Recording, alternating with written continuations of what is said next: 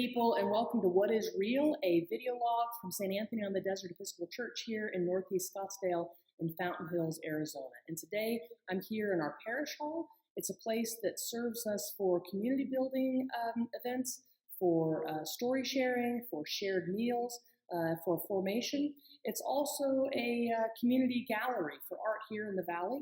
And we offer it up as space for our nonprofit partners, our for-profit partners, our neighbors, and others who might need the space for their organizational needs. I just returned from Jackson, Mississippi, and I was there with a group of 24 lay professionals and clergy all around the church who were learning to be facilitators for our program here at St. Anthony called Walking the Mourner's Path.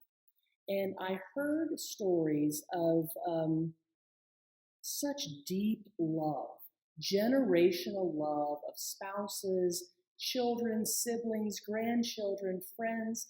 And it was such a really beautiful time with people who were going to walk with others through the process of grieving. It was abiding, it was wonderful, it was holy. And they also had stories of joy. These were not just stories of sorrow.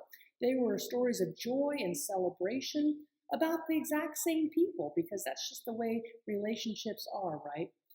People living their lives interwoven with each other in relationship, doing what is called walking each other home, which is basically what we're doing here, right? Staying connected emotionally, staying grounded in relationships with each other. It is work, and it is also just a beautiful part of life to share stories with each other.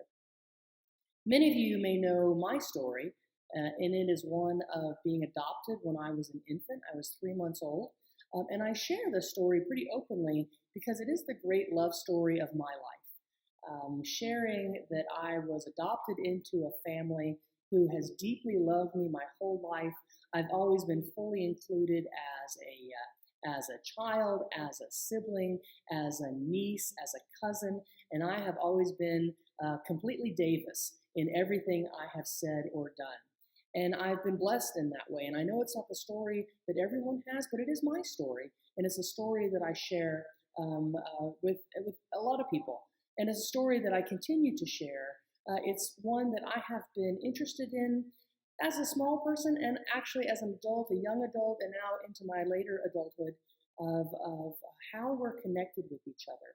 And now with all the advancements of technology, we have more ways to connect, more ways to share the stories. Here at St. Anthony on the Desert, we are beginning a process of sharing our story and all of the stories that are within our story, stories of how we came to be here at St. Anthony, how we came to be living in faith communities, and how we came to be. Where were we born? To whom were we born? Where did we grow up? Where were we baptized?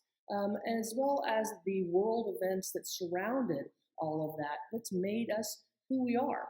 And that process is called a genogram, and you can see part of it behind me. A genogram is a visual illustration for those who are seeking a deeper understanding of family systems, especially in our case within faith communities. And it kind of provides a detailed information about interpersonal relationships, and it takes into account past and present aspects that impact the community.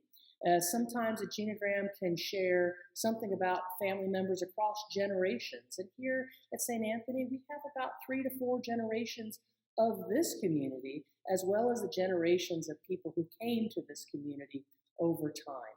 It shares things about family members, our joys, our wounds, our sorrows, things that have built our relationships up, have connected us, and also things that have strained relationships over time. Using a timeline can help a community to get better perspective on understanding how every member of the body of Christ belongs.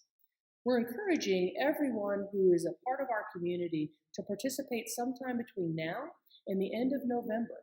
And not only do we get to take a look at our community here at St. Anthony, but it also gives people who are a part of our community, familiar with our community, resources to consider their own and our own interpersonal relationships with family and with friends.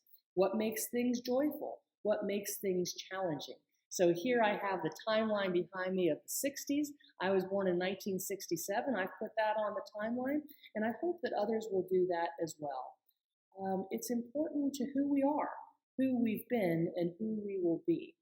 These are the conversations that are having an impact on us here in our faith community, and we invite you to explore what it means to belong and believe and become here at St. Anthony on the Desert and Oasis on the Way.